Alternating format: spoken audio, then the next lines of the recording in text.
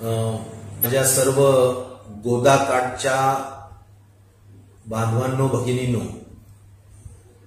आज मला जी काही माहिती कळालेली आहे, ज्यावरून खूप मोठ्या पद्धतीने गोदावरी नदीमध्ये जायकवाडी धरणातून विसर्ग पाण्याचा सोडण्यात आलेला आहे।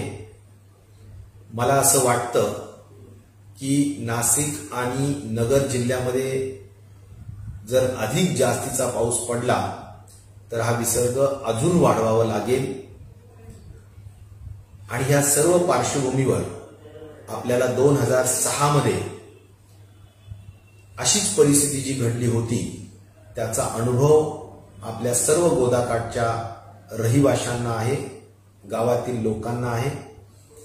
आणि तो अनुभव पाठीशी धरून मला असं वाटतं की आपण सर्वांनी, आपल्या गोदाकाठच्या गावातील राहणाऱ्या सर्वांनी, गोदाकाठच्या शेतामध्ये असणारे आपला माल, शेतीमाल, आपले जे काही शेती अवजारे, त्याचबरोबर आपले पाळीव प्राणी, जनावरे, या सगळ्यांची काळजी आपण घेतली पाहिजे। त्यांना आपण दूर ठेवण्याचं काम किंवा त्यांना आपण तिथून हलवण्याचं काम केलं पाहिजे।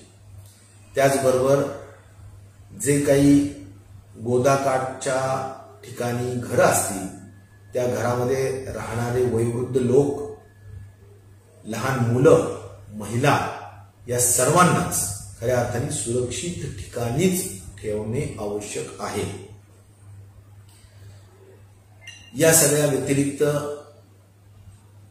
आपल्याला कुणाचीही मालाची म्हणजे जीवितहानी आणि खऱ्या अर्थाने आर्थिक हानी होणार नाही याची सर्वतोपरी काळजी घेण्याची गरज आहे। गावातील सर्वपक्षीय जे आमचे पुढारी लोक असतील, नेते मंडळी असतील, त्यांनी पण एकत्रित मिळून ही काळजी गावकऱ्यांच्या आणि गोरगरीब लोकांच्यासाठी घ्यावी असं सुद्धा मी नम्र आव्हान या निमित्ताने करतो।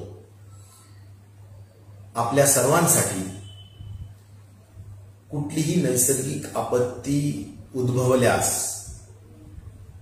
जिल्हा प्रशासन आणि पोलीस प्रशासन यांना सतर्क राहून त्याबाबतच्या उपाययोजना त्वरेने करायच्या सूचना या निमित्ताने देण्यात आलेल्या आहेत। आपल्या सर्वांनी सतर्क राहावं, काळजी घ्यावी, एवढीच नम्र विनंती आपल्याला या निमित्ताने करतो। धन्यवाद।